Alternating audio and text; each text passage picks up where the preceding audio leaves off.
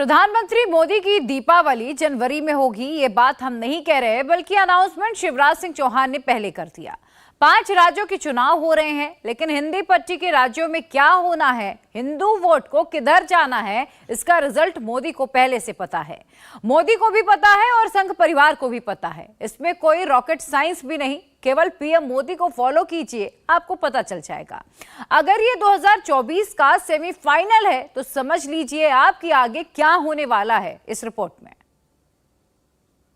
ये जयघोष है, पहला चरण कांग्रेस पस्त, दूसरा चरण कांग्रेस अस्त। छत्तीसगढ़ में कांग्रेस सरकार के जाने का काउंटडाउन शुरू हो चुका है। कांग्रेस के जिन नेताओं ने आपको 5 साल लूटा है, उनकी विदाई का समय आ गया है और कांग्रेस भी ये समझ गई है कि अब चला चली की बेला है। चला चली की बेला है।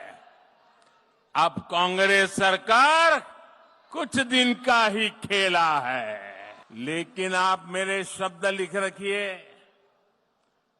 आने वाली देव दीपावली छत्तीसगढ़ के लिए एक नया आनंद और उत्साह लेकर आएगी।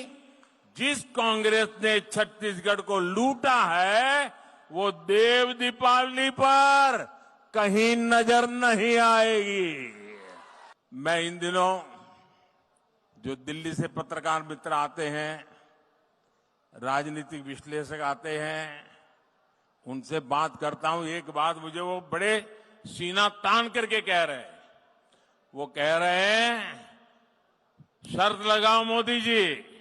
मैं कहा देखो भाई, मैं शर्त वर्त नहीं लगाता हूं, लेकिन मैंने कहा बताओ तो क्या है। वो कहते लिख के रखो, छत्तीसगढ़ में मुख्यमंत्री खुद हार रहे हैं। 5 राज्यों का सेमीफाइनल क्या बीजेपी जीतेगी? कांग्रेस से कितनी भारी राज्यों में बीजेपी की कुंडली? हिंदुत्व का एजेंडा कितना रोल अदा करेगा चुनाव में? मध्य प्रदेश, राजस्थान, छत्तीसगढ़ में क्या होने वाला है? क्योंकि यहां कांग्रेस और बीजेपी की सीधी टक्कर है। शुरुआत में सियासी कुंडली के दशा और ग्रह गोचर कांग्रेस के पक्ष में पलड़ा झुका हुआ दिखा रहे थे, मगर अब कहानी कुछ और मोड़ लेती दिख रही है। नरेंद्र मोदी ने बागडोर अपने हाथों में ले ली है, जिम्मेदारी अपने कंधे पर उठा ली है। बड़वानी की सभा में प्रधानमंत्री को बोलते सुनिए, एजेंडा एकदम राष्ट्रवादी है, बात दो टूक है। देखिए, हमारी प्राथमिकता देखिए, इतना बड़ा चुनाव चल रहा है, अनेक जगह पर मुझे जाना है, लेकिन कल दिवाली मनाने के लिए मैं कहां चला गया? सीमा पर देश के जवानों के पास। इतनी बड़ी चुनाव के आखिरी दिन है, लेकिन 2 दिन के बाद कहां जा रहा हूं? झारखंड में भगवान बिरसा मुंडा के गांव में मत्था टेकने के लिए जा रहा। बीजेपी की बड़ी कामयाबी यह भी है कि अब कांग्रेस उसी के पिच पर खेल रही है। मध्य प्रदेश में कमलनाथ खुद को हनुमान भक्त बता रहे हैं। छत्तीसगढ़ में भूपेश बघेल राम वनगमन सर्किट बनवा रहे हैं। राजस्थान में अशोक गहलोत मंदिरों के लिए काम कर रहे हैं। कांग्रेस कार्यालय भगवा में दिखाई दे रहा है। कांग्रेस का पुजारियों और धर्माचार्यों से धर्म संवाद हो रहा है, मगर जो लीडर होते हैं वो लीड करते हैं। गृह मंत्री अमित शाह जब मध्य प्रदेश की सभा में बोलते हैं तो ऐलान सीधा है। अयोध्या में 22 जनवरी को रामलला की प्राण प्रतिष्ठा होगी। सरकार बनी तो सभी मध्य प्रदेश वालों को रामलला के दर्शन करवाएंगे। 22 जनवरी को रामलला की प्राण प्रतिष्ठा सबके दिलों को जीतने वाली है। सनातनियों के लिए 22 जनवरी बहुत बड़ा दिन होगा, क्योंकि सबका वर्षों का सपना पूरा होने वाला है। राहुल बाबा, आज सिरोंज में कह कर जाता हूं, 22 जनवरी 2024 को रामलला की प्राण प्रतिष्ठा है। अरे सिरोंज वालों, अयोध्या में रामलला का दर्शन करना है ना? जोर से बोलो, करना है ना? जाओगे तो खर्चा होगा ना? मत करना, मत करना।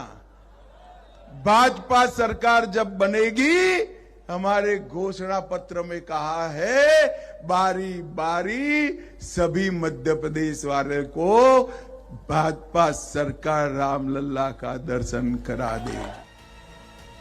भाजपा ये दावा तो कर ही सकती है कि ये सब उसकी वजह से संभव हो सका। मध्य प्रदेश के मुख्यमंत्री शिवराज सिंह चौहान यूं ही नहीं कहते कि 22 जनवरी को एक और दीपावली होगी। वैसे इस बार 3 दिवाली मनने वाली है। एक आज, एक 3 दिसंबर को जब भारतीय जनता पार्टी की सरकार बनेगी, और एक 22 जनवरी को जब अयोध्या में प्रधानमंत्री जी के हाथों भगवान राम विराजेंगे, प्राण प्रतिष्ठा होगी। जाति जनगणना को कांग्रेस ने अपना नया पोल प्लैंक बनाया है। ओबीसी वोटों पर कब्जे का लालच है, मगर क्या उसे ओबीसी वोटों में इस बार शेयर मिल सकेगा? मध्य प्रदेश की 72 सीटों पर ओबीसी वर्ग की आबादी 40% से ज्यादा है। बीते चुनाव में इस वर्ग का साथ कांग्रेस को मिला था। ओबीसी बहुल 72 सीटों में से 43 सीटों पर पार्टी ने जीत हासिल की थी। भाजपा को 25, बाकी 4 सीट अन्य के खाते में गई थी। मगर इस बार बीजेपी का फोकस ओबीसी बहुल सीटों पर है। मध्य प्रदेश की लगभग 50% आबादी ओबीसी वर्ग से आती है। ओबीसी आरक्षण को लेकर मध्य प्रदेश में लंबी सियासत होती आई है। इसका श्रेय लेने की होड़ भाजपा और कांग्रेस दोनों में रही है। मगर इस बार ओबीसी वर्ग को भाजपा ने 68 टिकट दिए हैं, तो वहीं कांग्रेस ने 59 प्रत्याशियों को ही इस वर्ग से मैदान में उतारा है। जब कांग्रेस कहती है कि हमारी सरकार बनी तो जातीय जनगणना कराई जाएगी, तो प्रधानमंत्री मोदी अपनी सभाओं में इसका जवाब इस तरह देते हैं। बीते अनेक महीनों से कांग्रेस मोदी के बहाने पूरे ओबीसी समाज को गाली दे रही है। गाली तो गाली, डंके की चोट पर कांग्रेस ओबीसी समाज के जो गालियां दी है, उसके लिए अदालत के कहने के बाद भी माफी मांगने से इनकार कर रही है। ओबीसी समाज के प्रति कितनी नफरत है, इसका यह उदाहरण है।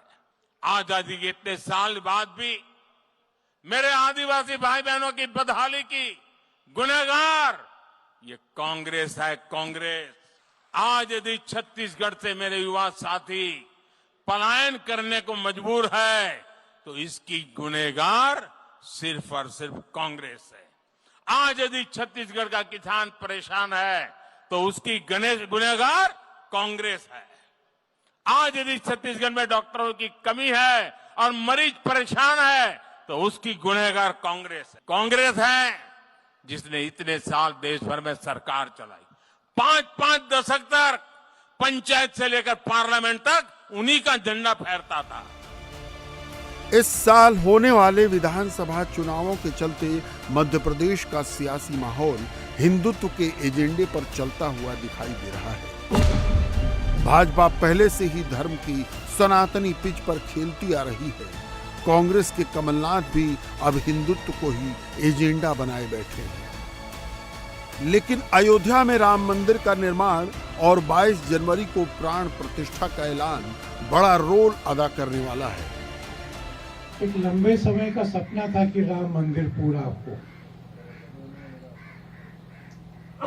और जब ढांचा गिर गया पर मुकदमा नहीं खत्म हो रहा था, तो आप में से कोई ना कोई साथी हर प्रेस कॉन्फ्रेंस में मेरे को कहते थे कि क्यों आलोक जी मंदिर वहीं बनाएंगे, और फिर वो मुस्कुराते थे और कहते थे पर तारीख नहीं बताएंगे कि 22 जनवरी को अयोध्या में भगवान अपने जन्म स्थान पर बने हुए गर्भगृह में विराजमान हो जाएंगे। प्रधानमंत्री जी उस कार्यक्रम में रहेंगे, उसमें राष्ट्रीय स्वयंसेवक संघ के सरसंघचालक भी रहेंगे। मध्य प्रदेश, राजस्थान और छत्तीसगढ़ में हिंदुत्व की सियासी लड़ाई बड़ी है। मध्य प्रदेश में हिंदू कुल आबादी का लगभग 90% है। छत्तीसगढ़ की आबादी में 93% हिंदू हैं। राजस्थान में 88% से ज्यादा लोग हिंदू धर्म मानते हैं। यही वजह है कि भाजपा को कांग्रेस अब उसी के अंदाज में परास्त करना चाहती है। पहले सॉफ्ट हिंदुत्व पर चल रही कांग्रेस अब हार्ड हिंदुत्व की ओर बढ़ रही है, मगर वो कितनी कामयाब होगी कहना मुश्किल है।